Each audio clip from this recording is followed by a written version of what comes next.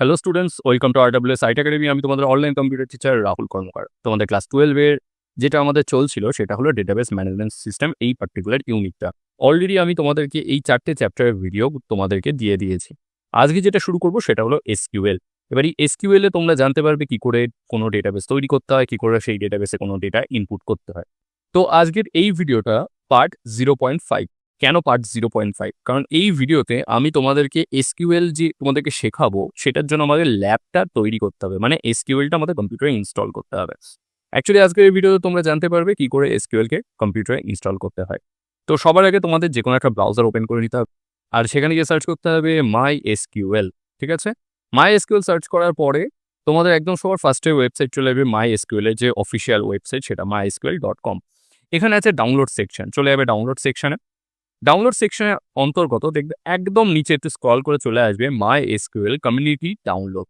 এটাই গিয়ে ক্লিক করবে।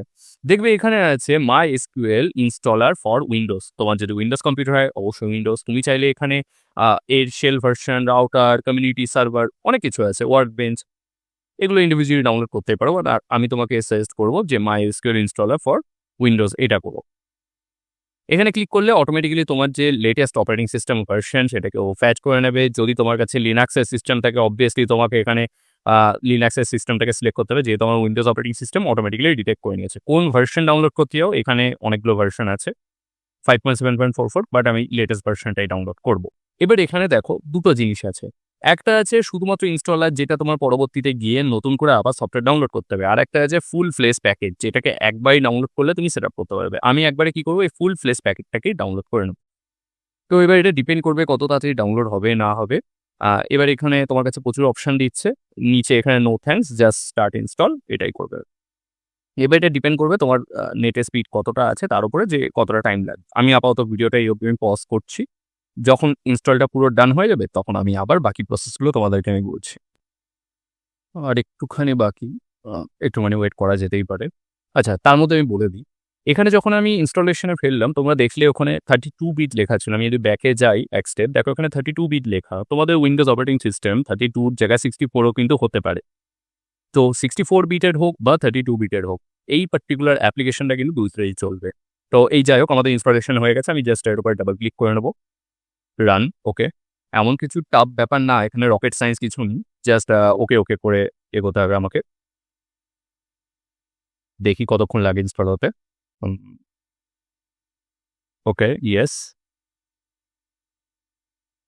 ওকে, নাও এবার ইনস্টলেশনের প্রসেস শুরু হচ্ছে।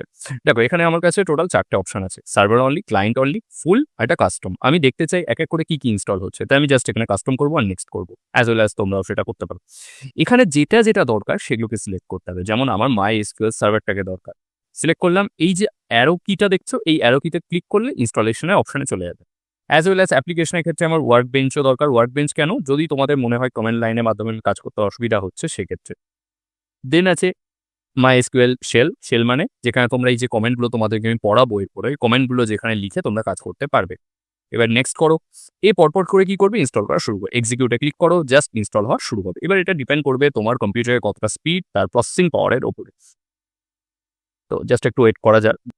ওকে, তো এবার হয়ে গেল ইনস্টলেশন। এবার নেক্সট সিম্পলি, তারপর আবার নেক্সট। অ্যাজ ইট ইজ যেরকম আছে সেরকমই থাকবে। পোর্ট টোর্ট যা এগুলো কিছু চেঞ্জ করতে হবে না।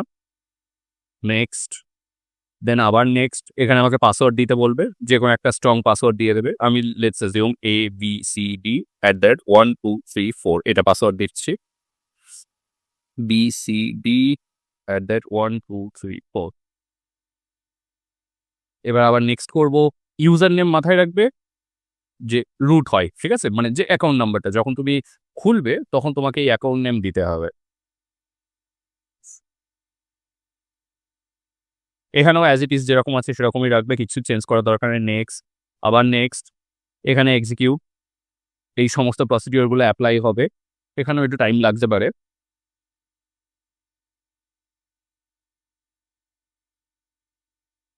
ওকে, হয়ে গেছে, ফিনিশ। এবার নেক্সট যেই করবে তোমার এখানে পুরো ইনস্টলেশন ডান। ফিনিশ বাটনে ক্লিক করলে অটোমেটিক্যালি এসকিউএল সার্ভার সবকিছু খুলে যাবে। এই দেখো এখানে ওর শেল প্রোগ্রামটা ওপেন হয়ে গেছে। কিন্তু এই মুহূর্তে দাঁড়িয়ে কিন্তু এখনো ইনস্টল হয়নি, একটা প্রসেস বাকি আছে। সেটা কি, সবার আগে দিস পিসিতে যাবে, তোমার যে কম্পিউটার আছে সেখানে। এবার ওখানে গিয়ে তোমাকে প্রোগ্রাম ফাইলসে ঢুকে যাবে। প্রোগ্রাম ফাইলসের মধ্যে মাই এসকিউএল খুঁজবে, এই যে মাই এসকিউএল। ওকে, মাই এসকিউএল এই যে সার্ভার আছে, সার্ভারের মধ্যে গিয়ে এই লোকেশনটাকে, বিনের মধ্যে গিয়ে এই লোকেশনটাকে কপি করে নাও।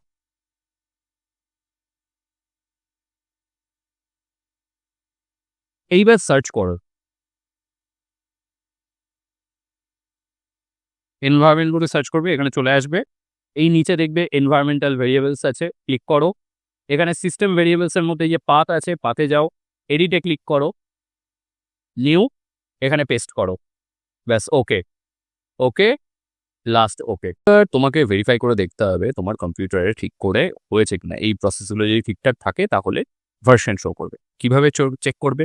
মাই এসকিউএল হাইফেন ভার্সন, যদি এখানে নামটা শো করে তাহলে বুঝে যাবে তোমার কম্পিউটারে কিন্তু মাইএসকিউএল ইনস্টল হয়ে গেছে। তোমাকে যে ইনস্টলার ফাইলগুলো ইনস্টল হয়েছে সেখান থেকে ডাইরেক্ট ওপেন করতে হবে। কিভাবে মাইএসকিউএল খোঁজো? এই যে এখানে আমার মাইএসকিউএল ইনস্টল হয়েছে, এখানে দেখো MySQL command line client, click করো, ওপেন হয়ে গেল। তোমাকে পাসওয়ার্ড চাইবে, মনে আছে ইনস্টলের সময় আমরা একটা পাসওয়ার্ড দিয়েছিলাম। কি পাসওয়ার্ড দিয়েছিলাম? ABCD@123 দিলাম, ব্যাস, বুম, কমপ্লিট। এবার আমাকে চেক করতে হবে যে কাজ করছে কিনা। কিভাবে চেক করবো? সবার আগে আমি দেখে নেবো কি ধরনের ডেটাবেস আমার এখানে আছে। শো ডেটাবেসেস সেমিকোলন এন্টার, ব্যাস, এই ডেটাবেসগুলো আছে। এবার একটা নতুন ডেটাবেস তৈরি করে দেখি। CREATE, চাপ নিও না তোমরা যদি এখন কমেন্টগুলো না জানো। আমি এর পরের ভিডিওতে তোমাদেরকে এক এক করে সমস্ত কমেন্টগুলো দেখিয়ে দেবো।